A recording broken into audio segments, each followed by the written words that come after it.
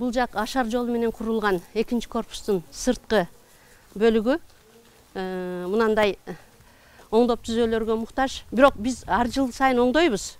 Мынантип актап, анан дагы көчүп кете берет да. Бул мектеп Баткен шаарындагы Сыдык Айтматов атындагы орто мектеби. Билим берүү мекемесинин негизги корпусу 1977 жылы, экинчи корпусу 1989 жылы ашар жол менен курулган. 5 жыл мурда өзгөчө кырдаалдар министрлиги мектеп авариялык абалда деген корутунду чыгарган. Ашар жол менен курулгандыктан мындай фундаменти чөгүп кеткен да. Ошол эскилиги жеткендиги жөнүндө көп эле эмелер айтылган, сөздөр айтылып, мектептин абалы жөнүндө билдирүүлөр берилген.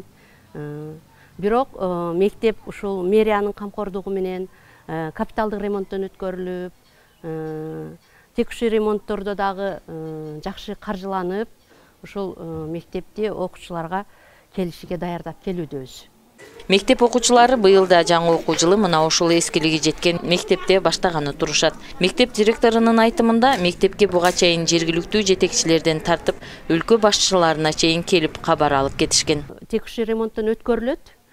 Бирок ар түрдүү бийлик алмашууларга байланыштуу ошол каралбай калды да.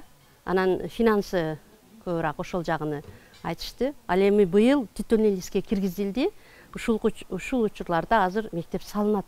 Мектептин курулушу башталат деп турат.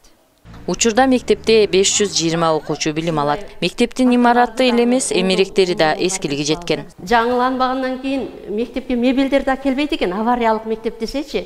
Мисалы мынандай мурдагы эмелер отургучтарды, ушуларды оңдогонго аракет кылабыз эми. Кичине материал менен жаап, анандай кээ бирөөлөрдүн арты жок болсо болт менен даярдап. Баткен шаардык мэриясынын маалыматында аталган мектептин ордуна жаңы мектептин курулушу башталуу алдында турат.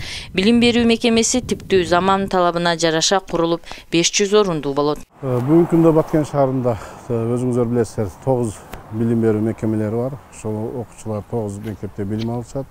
Бүгүнкү күндө атайын ошол МЧСнин заключенияси менен ошол Сыдык Айтматов Базарбаш кварталындагы Сыдык Айтматов атындагы орто мектеби авариялык абалда деп табылган. Анын бирок окууга уруксат берилди.